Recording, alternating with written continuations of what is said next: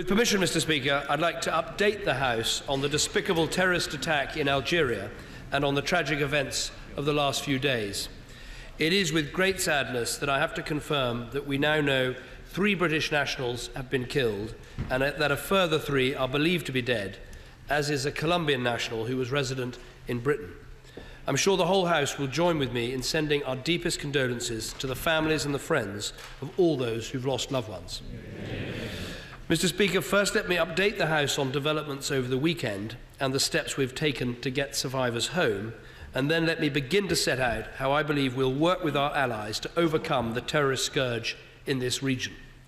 The Algerian Prime Minister told me on Saturday afternoon that the Algerian military had completed their offensive and that the terrorist incident was over. Since then, Algerian forces have undertaken a further operation to clear the site of potential explosives and booby traps.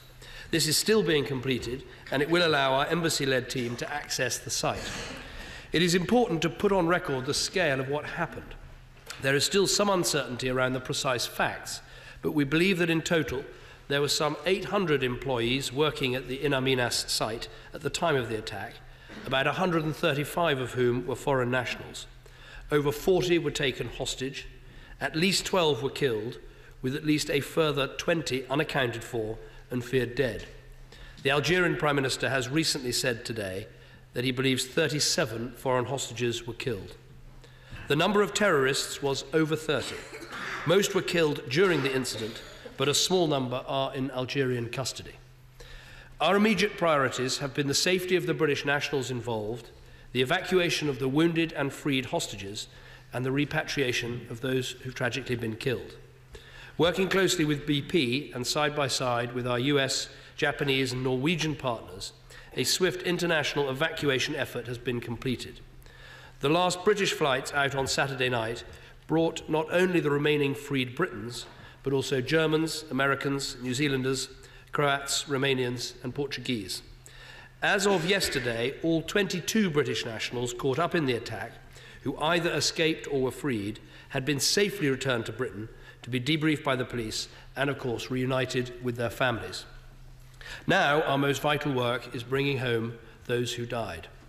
An international team of British, American and Norwegian experts is in close cooperation with the Algerian Ministry of Justice, undertaking the task of formally identifying their bodies. We want this process to happen as swiftly as possible, but it will involve some intensive forensic and policing work, and so may take some time. Mr. Speaker, throughout the last 5 days, the British ambassador to Algeria and staff from across government and beyond have been working around the clock to support British citizens and their families, and I'm sure the House would like to join me in thanking them for their efforts. We should also recognise all that the Algerians have done to confront this dreadful attack. I'm sure the House will understand the challenges that Algeria faced in dealing with over 30 terrorists bent on killing innocent people in a large and extremely remote and dangerous industrial complex. This would have been a most demanding task for security forces anywhere in the world, and we should acknowledge the resolve shown by the Algerians in undertaking it.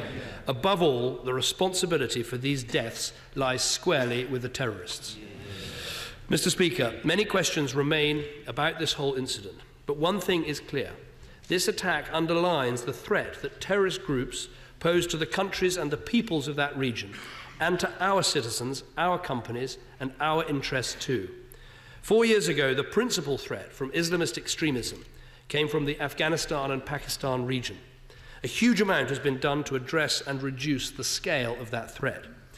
Whereas at one point, 3/4 of the most serious terrorist plots against the UK had links to that region, today this is reduced to less than half.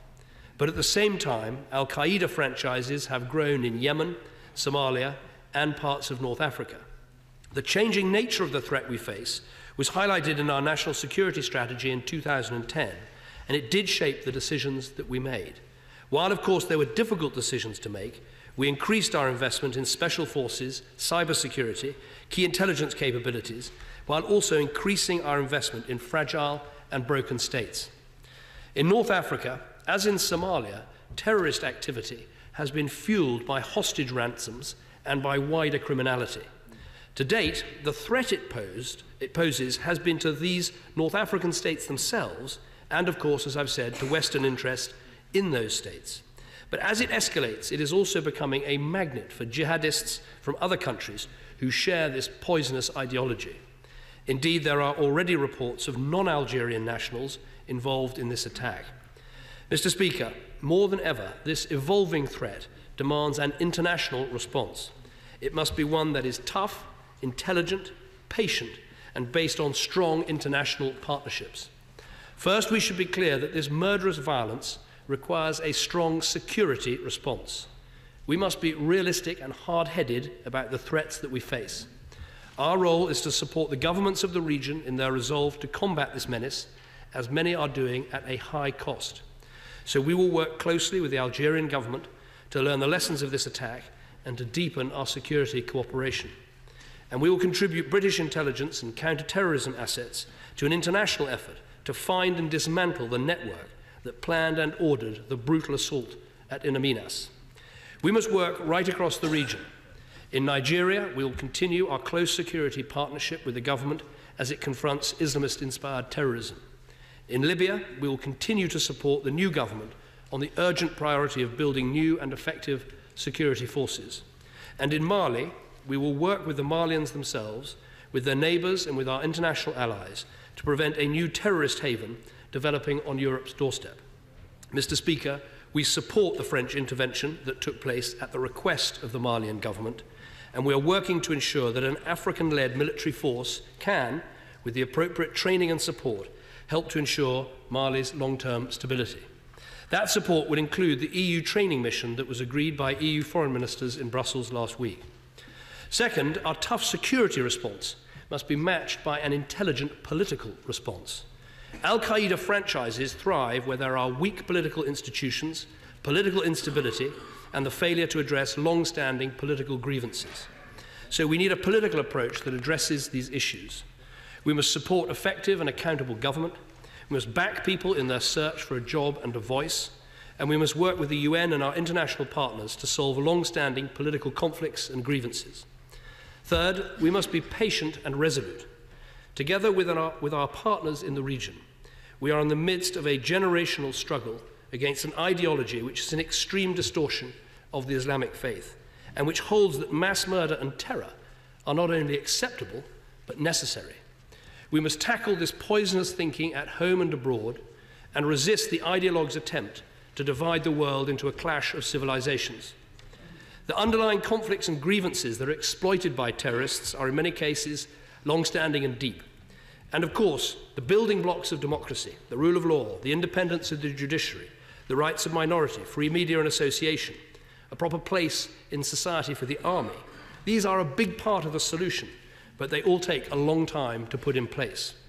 But this patient, intelligent, but tough approach is the best way to defeat terrorism and to ensure our own security. We must pursue it with an iron resolve. And I will use our chairmanship of the G8 this year to make sure this issue of terrorism and how we respond to it is right at the top of the agenda where it belongs. In sum, we must frustrate the terrorists with our security, we must beat them militarily, we must address the poisonous narrative they feed on, we must close down the ungoverned space in which they thrive, and we must deal with the grievances that they use to garner support. This is the work that our generation faces, and we must demonstrate the same resolve and sense of purpose as previous generations have with the challenges that they faced in this House and in this country. And I commend this statement to the House.